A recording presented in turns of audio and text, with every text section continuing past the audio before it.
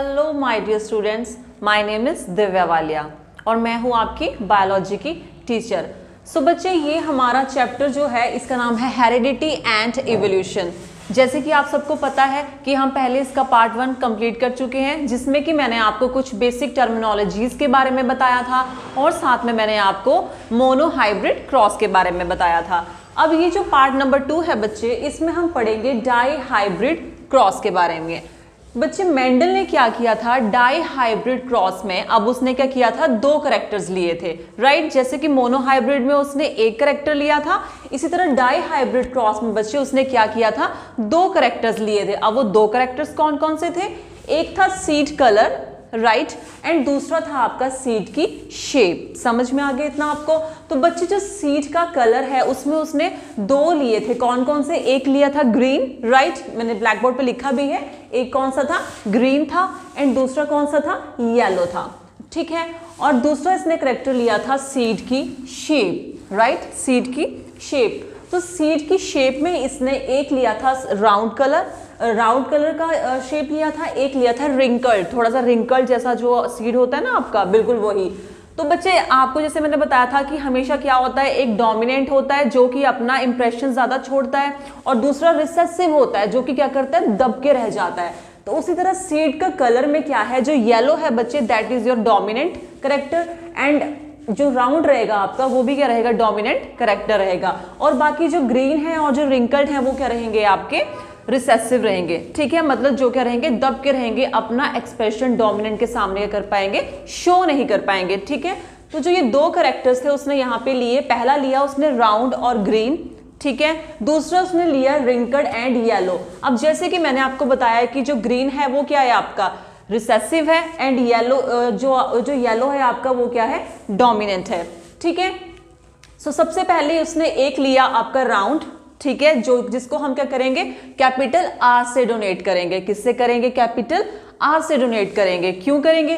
क्योंकि बच्चे ये क्या है आपका, डोमिनेंट है। मैंने आपको बताया राउंड डोमिनेंट है। अब आप सोचेंगे डोमिनेंट कैसे पता लगेगा, ये रिसेसिव कैसे पता लगेगा? तो इसमें हमें ज्यादा कुछ दिमाग मारने की लोड़ नहीं है, ये ऑलरेडी आपको दिया रखा है नेचर में, ठीक है। सो बेसिकली जो आपका ये आपको पता लग गया, ग्रीन आपका क्या आएगा, डोमिनेंट आएगा। दूसरा जो स्मॉल वाई है that is your recessive characters, जो कि मैंने ऑलरेडी वहां पे मेंशन किए हैं, तो कंफ्यूजिंग की कोई बात नहीं रहेगी, ठीक है। और दूसरा, जब इसने क्रॉस करवाया है डाई हाइब्रिड क्रॉस में, 2 कैरेक्टर्स जो इसने आपस में क्रॉस कराया बच्चे, वहीं पे जो आपका रिंकल्ड रहेगा, रिंकल्ड रिसेसिव रहेगा तो उसको हम स्मॉल आर से डिनोट करेंगे। वहीं येलो आपका डोमिनेंट कैरेक्टर है, ठीक है, तो वो आपका हम कैपिटल वाई से करेंगे।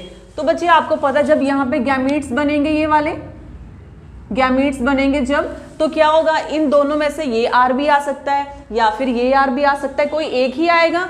और यहाँ से भी या तो ये वाई आएगा या तो ये वाई आएगा। तो जब ये यहाँ पे आएंगे बच्चे, तो जो आपकी F1 जनरेशन बनेगी,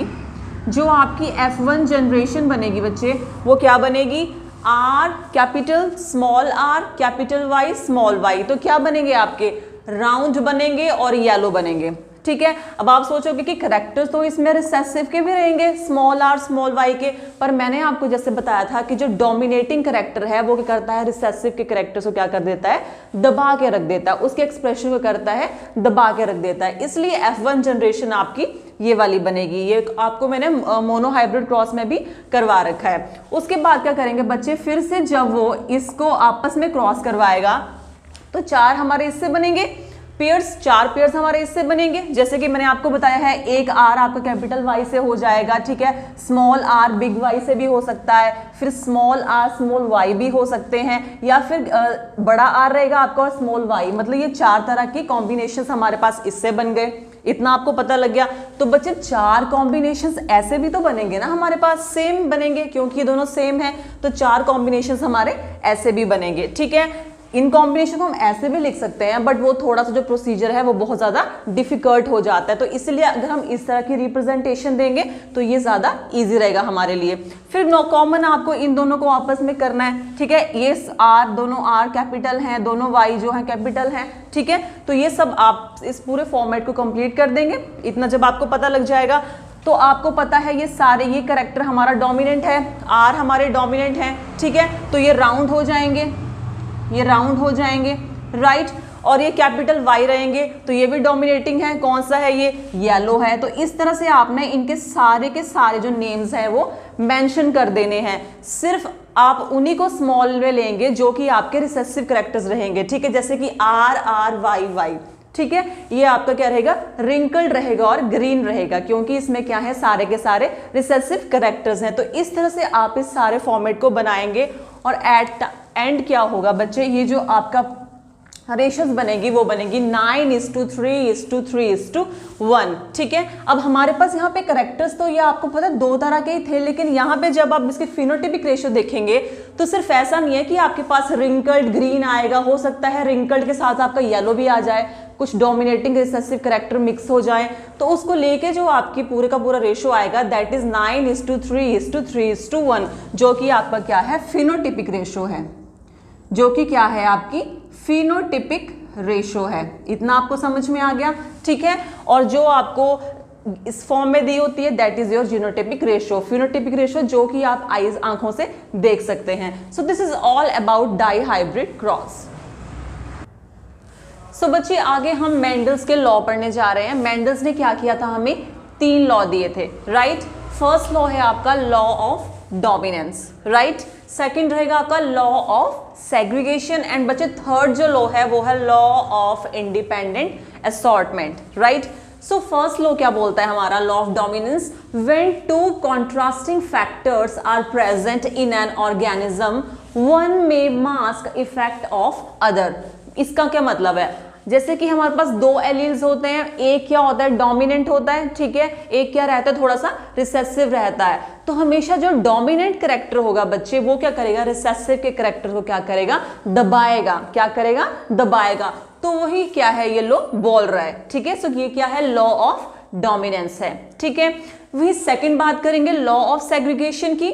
सो 2 alternative factors of pair representing a character, right, are separated at the time of gamete formation. तो सेग्रीगेशन का मतलब क्या होता है बच्चे? सेग्रीगेशन का मतलब होता है सेपरेशन, टूट जाना, ठीक है।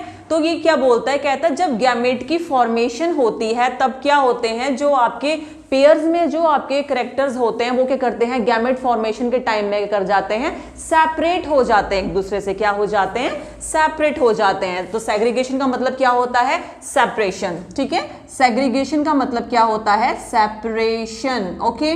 सो बच्चे थर्ड लॉ की बात करेंगे हम, लॉ ऑफ इंडिपेंडेंट असॉर्टमेंट। तो ये लॉ क्या बोलता है हमारा? ये बोलता है अलील्स में assort themselves irrespective of original combination in parents, sorry, right।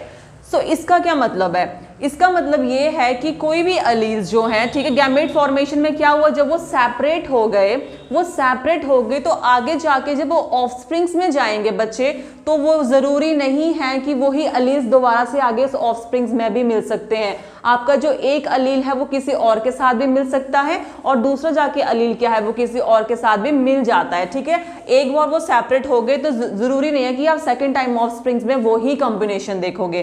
तो ये इस लॉ का मतलब है। तो बच्चे 3 लॉज जो रहेंगे ये बहुत ज्यादा इंपॉर्टेंट रहेंगे, एग्जाम्स में आपसे 1 मार्क्स से क्वेश्चन में भी पूछ सकते हैं, राइट। सो नेक्स्ट बात करेंगे हम एक्सेप्शन ऑफ मेंडल्स लॉ। अब मेंडल्स ने जो हम ये 3 लॉ जो मैं आपको अभी पढ़ाए हैं वो मेंडल्स के लॉ को सारी दुनिया जानती है, लेकिन उसमें भी कुछ टाइप में क्या हुआ कि वो लॉ जो हुए वो फॉलो नहीं हो पाए, उसमें कुछ एक्सेप्शंस आ गई। तो फर्स्ट हम बात करेंगे इनकम्प्लीट डोमिनेंस के बारे में, राइट। तो इसमें मेनली स्किन कलर आएगा। जैसे आपके 2 पेरेंट्स रहेंगे, एक रहेगा मेल, फादर ले सकते हो, एक रहेगी आपकी फीमेल, है ना। क्या रहेगी? एक रहेगा मेल, एक रहेगी फीमेल। अगर मेल जो है आपका, ठीक है, विटिश है, या फिर मैं बोल सकती हूँ, या फिर आप ले सकते हो कि उसका जो रंग है वो मेनली डार्क कलर है, ब्लैक लिख दिया मैंने। और फीमेल रहेगी वो क्या रहेगी? फेयर स्किन की रहेगी। क्या रहेगी? फेयर स्किन की रहेगी। तो जरूरी नहीं है ना कि जो उनके ऑफस्प्रिंग्स होंगे, जो उनके बच्चे होंगे, वो जरूरी नहीं है कि मेल की तरह डार्क कलर के हों या फिर फीमेल की तरह फेयर कलर के हों, है ना। तो क्या होगा कि जो उनका ऑफस्प्रिंग बनेगा बच्चे, वो एक मीडियम स्किन टोन का भी तो हो सकता है। वो क्या हो सकता है? मीडियम स्किन टोन का भी हो सकता है। तो यहाँ पे बच्चे क्या हुआ, यहाँ पे जो मेंडल्स के लॉ थे वो फॉलो नहीं हुए, ठीक है। ना यहाँ पे ऑफस्प्रिंग्स था, ना ही वो मेल की तरह अपने फादर की तरह डार्क था, ना ही अपनी मम्मा की तरह फेयर कॉम्प्लेक्शन का था। वो क्या था? एक मीडियम कॉम्प्लेक्शन का था। तो यहाँ पे क्या हुआ कि आपके मेंडल्स के लॉ थे उसने फॉलो नहीं किया। तो ये है इनकम्प्लीट डोमिनेंस, जिसमें कि मैंने आपको एग्जांपल दिया स्किन कलर का। इतना आपको समझ में आ गया। वहीं सेकंड में आपके एक्सेप्शन की बात करूं, को डोमिनेंस, ठीक है। इसमें आप ABO ब्लड ग्रुप जो है ह्यूमन का, उसके बारे में आप पढ़ सकते हो, ठीक है। अब जैसे कोई दो पेरेंट रहेंगे, अगर एक का A पॉजिटिव ब्लड ग्रुप रहेगा, ठीक है, दूसरे पेरेंट का B ब्लड ग्रुप रहेगा, पॉजिटिव रहेगा, तो जरूरी नहीं है ना कि जो ऑफस्प्रिंग है वो या तो A ब्लड ग्रुप का ही हो या B ब्लड ग्रुप का ही हो। उस बच्चे का ब्लड ग्रुप A भी तो हो सकता है, AB पॉजिटिव भी हो सकता है कि नहीं हो सकता है? हो सकता है ना।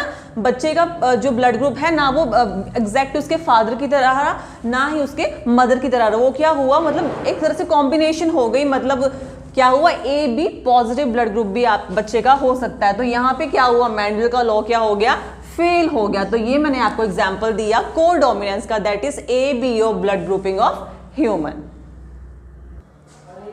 सो बच्चे नेक्स्ट हम पढ़ेंगे सेक्स डिटर्मिनेशन। सेक्स डिटर्मिनेशन होती क्या है? सेक्स डिटर्मिनेशन में हमें पता लगता है कि पर्टिकुलर जो ऑर्गेनिज्म है या वो क्या है, मेल है या फीमेल है, ठीक है। तो सबसे पहले बात करेंगे कि जो ह्यूमंस हैं बच्चे, उसमें क्या होते हैं 23 पेयर्स ऑफ क्रोमोसोम्स होते हैं। क्या होते हैं? 23 पेयर्स ऑफ क्रोमोसोम्स होते हैं। तो अगर टोटल बात करें तो कितने हो गए? 46 हो गए। कितने हो गए? 46 हो गए। मतलब कि जो 23 पेयर्स हैं बच्चे आपके क्रोमोसोम के, वो टोटल है 46, राइट। अब उसमें जो मैं 22 पेयर्स ऑफ क्रोमोसोम्स की बात करूंगी, जो 22 पेयर्स ऑफ क्रोमोसोम्स रहेंगे बच्चे आपके, उनको हम बोलेंगे ऑटोजोम्स। क्या बोलेंगे? ऑटोजोम्स बोलेंगे, ठीक है। और वही मैं अगर 1 पेयर ऑफ क्रोमोसोम की बात करूं, वो होंगे सेक्स क्रोमोसोम्स। कौन से होंगे?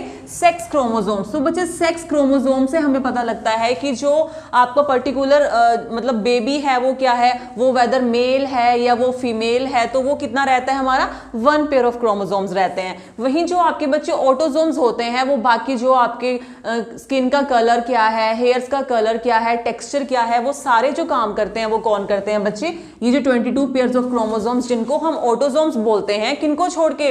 सेक्स क्रोमोसोम को छोड़ के जो 1 पेयर रहता है, बाकी सारा क्या है आपका? ऑटोजोम्स है। इतना आपको पता लग गया। अब सेकंड में बात करूंगी टाइप्स की बच्चे। तो फर्स्ट आते हैं, फर्स्ट टाइप में अगर आप मैमल्स की बात करो, मैमल्स में कौन आते हैं? ह्यूमन बींग्स, हम लोग, ठीक है, ह्यूमन बींग्स। तो उसमें क्रोमोसोम्स की बात करें, सेक्स क्रोमोसोम्स की बच्चे बात करें, तो एक होता है आपका XX, ठीक है। दूसरा कौन सा होता है आपका? XY होता है। क्या होता है? XY होता है। जो XX होता है बच्चे, आपको पता है वो किस में प्रेजेंट होता है? वो होता है प्रेजेंट फीमेल्स में। किस में प्रेजेंट होता है? फीमेल्स में। वही बात करूंगी XY की बच्चे, तो वो किस में होते हैं? मेन में होते हैं, ठीक है। इसलिए जो आपकी वो धारणा है ना कि पर्टिकुलर जो बेबी है वो किस पर डिपेंड करता है, नो, उसमें फीमेल का कोई रोल नहीं होता है। बच्चा वेदर मेल बनेगा या फीमेल बनेगा, वो किसकी क्रोमोसोम्स पे डिपेंड करता है? वो मेल्स की क्रोमोसोम्स पे डिपेंड करता है। रीजन क्या है? क्योंकि मेल के पास आपका एक X होता है, एक Y होता है। अब फीमेल से तो XX ही आने हैं। अब डिपेंड करता है कि कौन सा मेल का जो है फ्यूज करेगा उसके साथ, वेदर X या Y। अगर एक फीमेल का X होगा, ठीक है, एक फीमेल का X होगा, ठीक है, और अगर मेल का भी X हुआ, तो जो आपका फीटस होता है, जो ऑफस्प्रिंग होता है, जो बच्चा होता है, वो तो फीमेल ही रहती है। मतलब या फिर बोल सकते हो बेबी गर्ल रहेगी आपकी। क्या रहेगी? बेबी गर्ल रहेगी। वहीं अगर फीमेल के पास एक X ही रहता है, ठीक है, अगर मेल का Y के साथ हो गया तो क्या बन जाएगा? वो बेबी बॉय बन जाएगा। तो इसमें लेडी का कोई रोल नहीं होता, सारा का सारा रोल्स क्या रहता है? मेल का रहता है। इतना आपको पता लग गया। सेकंड में बात करूंगी सेकंड टाइप की, तो सेकंड है XX और X0। ये किस में प्रेजेंट होते हैं? मतलब X0 का मतलब है कि जो आपके इंसेक्ट्स होते हैं बच्चे, जो आपके इंसेक्ट्स होते हैं, उसमें फीमेल में तो XX पाए जाते हैं पेयर, लेकिन जो मेल है उसमें सिर्फ एक X ही पाया जाता है, ठीक है। उसमें क्या पाया जाता है? एक X ही पाया जाता है। वही मैं कुछ बर्ड्स की बात करूं बच्चे, तो बर्ड्स में थोड़ा क्या रहता है, जो आपका मेल है बच्चे, उसमें सेम ZZ पेयर पाया जाता है, वहीं फीमेल्स में क्या होता है आपका ZW पाया जाता है। ठीक है, अब मैंने यहाँ आपको एग्जाम्पल दे रखा है स्नेल्स का। बच्चे स्नेल्स वो हैं जहाँ जिनका क्या है जेनेटिक्स का कोई रोल नहीं है। ठीक है, मेल फीमेल में जेनेटिक्स का कोई रोल नहीं है, इन्वायरमेंटल फैक्टर रहता है जिससे पर्टिकुलर जो स्नेल है वो मेल होगी या फीमेल होगी, वो टोटली डिपेंड करता है उसके इन्वायरमेंट पे। इन्वायरमेंट अगर जो नॉर्मल रहेगा तो मेनली वो क्या बन जाते हैं मेल, अगर थोड़ा सा कंडीशंस फेवरेबल नहीं है तो थोड़ी सी अलग है तो वो क्या डेवलप हो जाती है into females. So this is all about sex determination. Thank you.